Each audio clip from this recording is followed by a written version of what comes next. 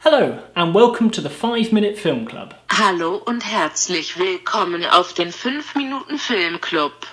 This week we will be looking at the German language film Run, Lola Run, released in 1998. In dieser Woche werden uns aus der deutschsprachigen Film Lola Rennt in 1998 veröffentlicht. There we go. So. Ich finde es ziemlich beleidigend, dass man nicht einmal die Mühe gemacht, diese einfache Einführung in Deutsch zu lernen. Schwein.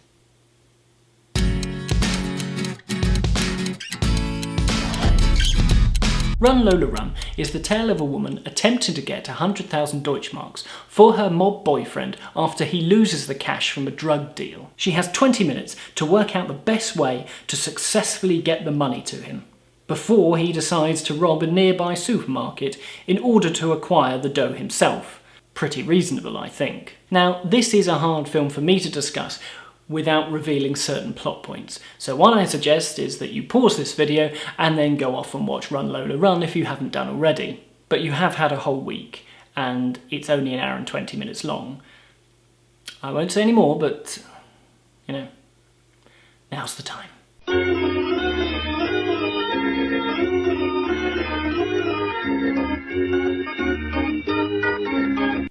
Good, we all back? Fine. Now, the plot of this film may seem fairly conventional, but believe me, that's the only thing that's conventional about it. It's as if the makers of the film have put all the requisite parts of a Hollywood thriller into a blender, accidentally left the lid off, and turned it on. It truly is a whirlwind of a film, with a hard dance score to boot, and enough flashing images to probably require a health warning. With Run Lola Run, the director, Tom Tykwer, is definitely out to prove a point. Unfortunately, I'm not sure I know what it is. Over the course of the film, we are presented with 3 possible runs for Lola to successfully acquire the money and get it to her boyfriend on time. And each of these runs involve the same set of characters and incidents, but with different outcomes. As she's rushing around the streets of Berlin, she'll bump into a character who then suddenly gives off a photo montage, and we get to see their immediate future, and these images change depending on which run we're in. But there's something for me a little confusing about these photo montages, and that is, who's actually witnessing them? Is it just meant for us, the audience, there, so we get to understand a little bit about these people in a kind of voyeuristic way? Or maybe it's the actual character who now suddenly has a wealth of understanding about their upcoming future. Or maybe it's Lola, because she seems to be the centre of this universe, who can twist time, and maybe she is having direct effect on the people that she's bumping into. Who knows? Lola is our saving grace in this film. She is a very sympathetic character and brilliantly portrayed by Franca Potente. All the other characters in the film, especially the male ones, are very one-note. And in terms of her direct relationships to people like her boyfriend and her father, they're horrible. The waster boyfriend who constantly berates Lola for the fact that he's in this situation, and her father who exclaims to her that she is just a cuckoo's egg in his nest.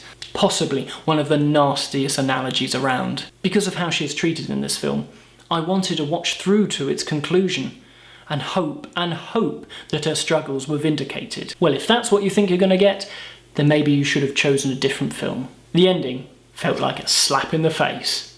For me, I find its ideas incredibly muddled. On the one hand, it's a film that could be showing us a world where God's will is absolute, and all of us in it have no true effect on our fate. But then we get all the mixed signals, as Lola is clearly learning from the game through these various runs, and is understanding how to change it. I mean, it is no surprise to me that this film is regularly wheeled out by film lecturers to baffle their students. It does provide them with a clear example of a non-linear narrative structure, and also it has a very clear mix of various different visual styles, which are easy to pick apart and analyse. Also, you can see its influence on films like The Matrix and other big Hollywood blockbusters of the late 1990s and early 2000s. I think it does deserve a place in the 501 must-see films. Just don't expect to come away feeling completely satisfied. And for that very reason, I give Run Lola Run 3 stars. Hello, thank you for watching, and please remember to subscribe and to leave a comment down below if you completely disagree with me, or if you agree with me, give me a thumbs up.